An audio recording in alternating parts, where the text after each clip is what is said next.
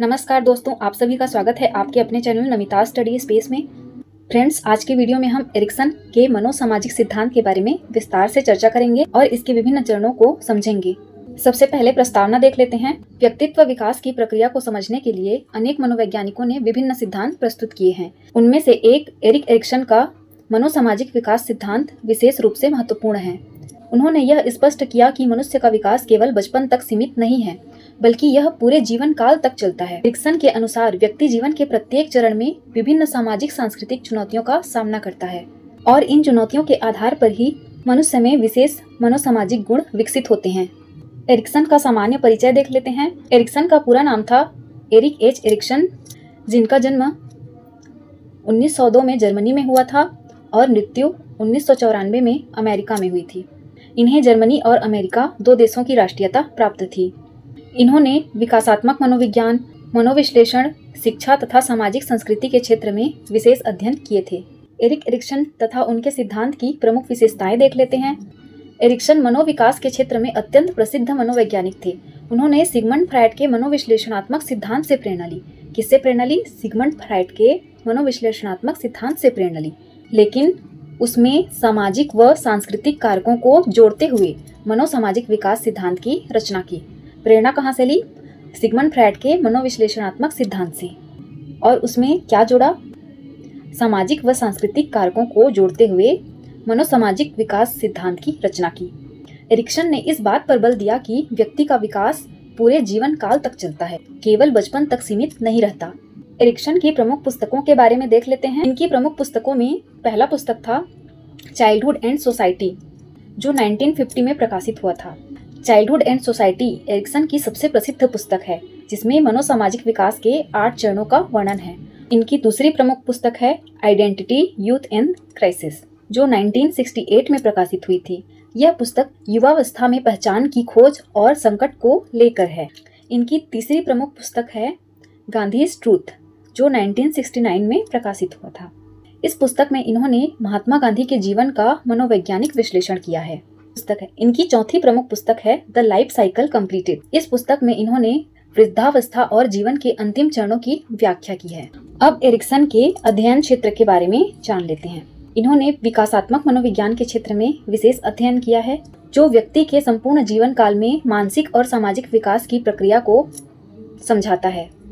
Ericsson ने मनोविश्लेषण के क्षेत्र में भी विशेष अध्ययन किया है, जो फ्रायड के सिद्धांतों से प्रेरित है और फ्रायड के सिद्धांतों के आधार पर गहरे मानसिक प्रभाव और बचपन के अनुभवों का विश्लेषण करता है। एरिक्सन ने शिक्षा और समाज के क्षेत्र में भी अध्ययन किया है, जो यह बताती है कि कैसे शिक्षा और समाज व्यक्ति के आत्मविकास को प्रभावित करते हैं। एरिक्सन ने पहचान और व्यक्तित्व के क्षेत्र में अध्ययन किया है, जो व्यक्ति के पहचान संकट, भूमिका भ्रम, आत्मसंघर्ष जैसे पहलुओं पर विश्लेषण करती है। अब हम एरिक्सन के मनोसामाजिक विकास सिद्धांत के 8 चरणों को देख लेते हैं कि ये चरण कौन कौन से हैं। इनमें से प्रथम चरण है विश्वास बनाम अविश्वास। इस अवस्था में अगर बच्चे को सही वातावरण मिलता है तो बच्चे में आशा नामक गुण विकसित होता है। एरिक्सन के मनोसामाजिक विकास सिद्धांत का दूसरा चरण है स्वायत्तता बनाम शर्म की अवस्था या संदेह की अवस्था, जो 1 से 3 वर्ष या 1.5 से 3 वर्ष तक रहता है। इस अवस्था में बालक को सही वातावरण मिलने पर उसमें इच्छा शक्ति नामक मनोगुण का विकास होता है। तीसरी अवस्था है पहल बनाम अपराध बोध की अवस्था। यह अवस्था 3 से 5 वर्ष तक होती है और इस अवस्था में बालक को सकारात्मक वातावरण मिलने पर बालक में उद्देश्य नामक मनोगुण का विकास होता है। चौथी अवस्था है उद्यम बनाम हीनता की अवस्था, जो 6 वर्ष से 12 वर्ष तक चलती है। इस अवस्था में बालक को सकारात्मक वातावरण मिलने पर उसमें क्षमता या दक्षता नामक मनोगुण का विकास होता है। पांचवी अवस्था है पहचान बनाम पहचान भ्रांति। यह अवस्था 12 से 18 वर्ष तक होती है, अर्थात किशोरावस्था। इस अवस्था में यदि किशोरों को सकारात्मक वातावरण मिलता है तो उनमें निष्ठा नामक मनोसामाजिक गुण का विकास होता है। छठवीं अवस्था है घनिष्ठता बनाम अलगाव की अवस्था। यह अवस्था प्रारंभिक वयस्कता की होती है, जो 18 से 40 वर्ष तक होती है। इस अवस्था में व्यक्ति में प्रेम नामक मनोसामाजिक गुण का विकास होता है। सातवां अवस्था है उत्पादकता बनाम ठहराव की अवस्था।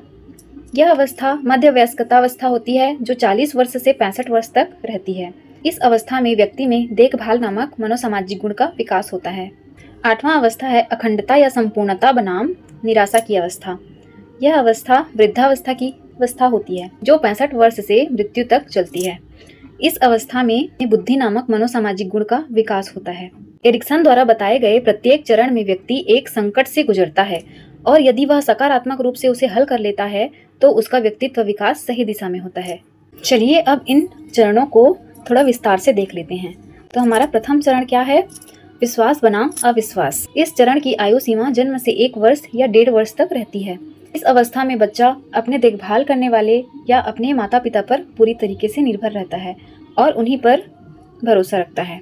इस अवस्था में माता पिता बच्चे को विशेष महत्व दे रहे हैं, उसका टाइम टू टाइम ध्यान रख रहे हैं, तो बच्चा अपने आप को दुनिया में सुरक्षित मानता है और उसमें आशा नामक मनोसामाजिक गुण का विकास होता है। इसके विपरीत यदि माता पिता बच्चे का ठीक से ध्यान नहीं रख पा रहे हैं, बच्चा को भूखा रोता भी लगता छोड़ दे रहे हैं, तो बच्चे में भय और अविश्वास की भावना उत्पन्न होती है।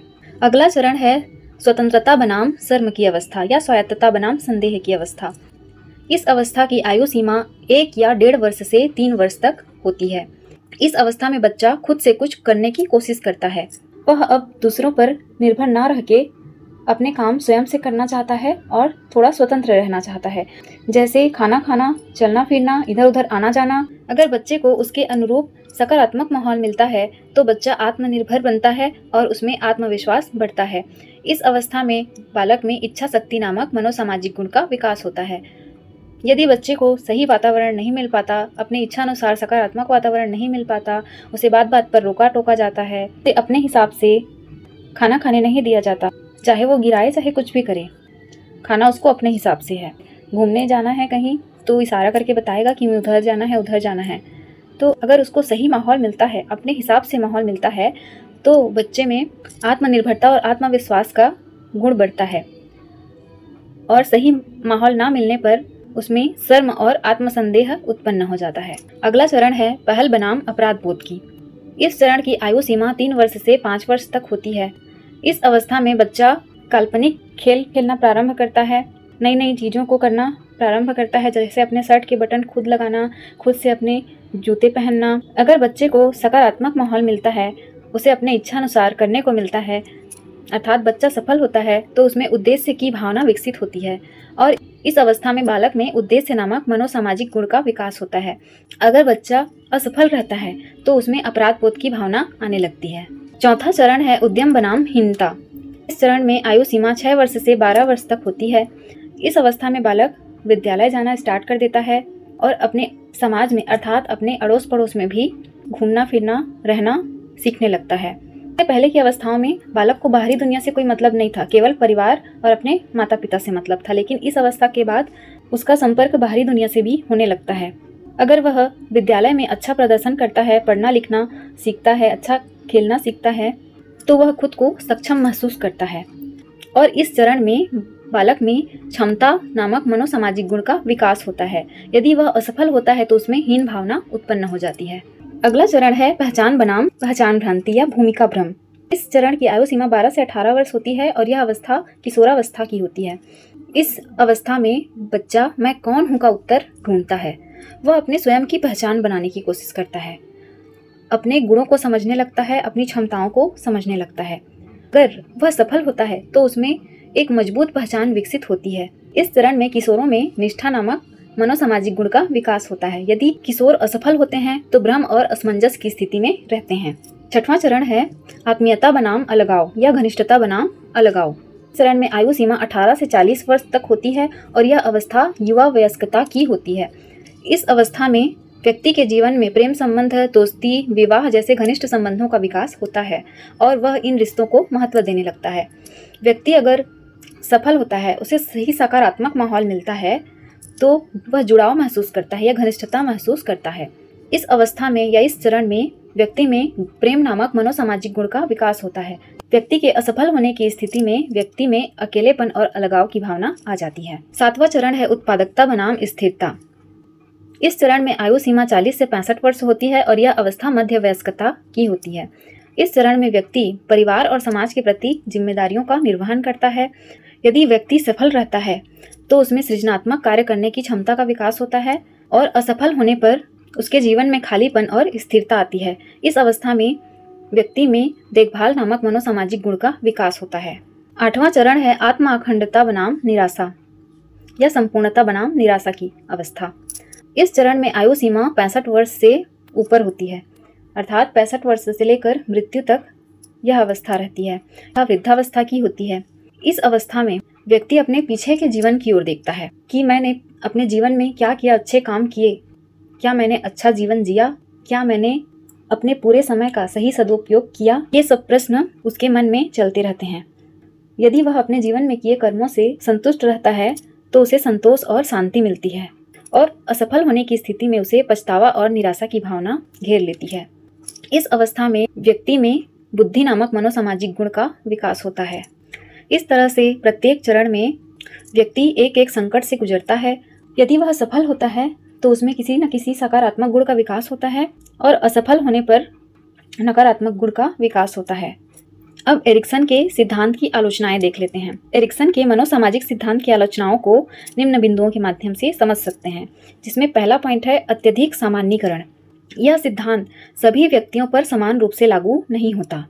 विभिन्न संस्कृति, लिंग और समाज में व्यक्ति भिन्न भिन्न हो सकते हैं। दूसरी आलोचना है मापनीयता की कमी। इसके चरणों को वैज्ञानिक रूप से मापा या परीक्षण नहीं किया जा सकता। तीसरी आलोचना है अनिश्चित समय सीमाएं। प्रत्येक चरण की आयु सीमा स्पष्ट नहीं है, कुछ लोग देर से भी बदलाव महसूस कर सकते हैं। चौथी आलोचना है सांस्कृतिक पक्षपात। यह सिद्धांत पश्चिमी संस्कृति पर आधारित है। अन्य संस्कृतियों में विकास की धाराएं भिन्न हो सकती हैं। एरिक्सन के मनोसामाजिक सिद्धांत की एक कमी इसका अत्यधिक सैद्धांतिक होना भी है। कुछ मनोवैज्ञानिक इसे बहुत सैद्धांतिक मानते हैं और व्यवहारिक जीवन में इसके सभी पहलुओं को लागू करना कठिन मानते हैं। अब निष्कर्ष देख लेते हैं। एरिक्सन का मनोसामाजिक विकास सिद्धांत व्यक्ति के जीवन भर चलने वाले विकास को समझाने का एक प्रभावशाली ढांचा प्रदान करता है। यह सिद्धांत बताता है कि मनुष्य का विकास केवल जैविक नहीं होता, बल्कि सामाजिक और सांस्कृतिक अनुभवों से गहराई से जुड़ा होता है। यद्यपि इसमें कुछ सीमाएं हैं, फिर भी यह आज भी शिक्षा, परामर्श और विकासात्मक मनोविज्ञान के क्षेत्र में एक प्रमुख दृष्टिकोण प्रस्तुत करता है। तो आज की वीडियो यहीं तक रखते हैं। वीडियो अगर अच्छी लगी हो तो वीडियो को लाइक करें, शेयर करें, चैनल को सब्सक्राइब करें और अपना सपोर्ट बनाए रखें। Thank you.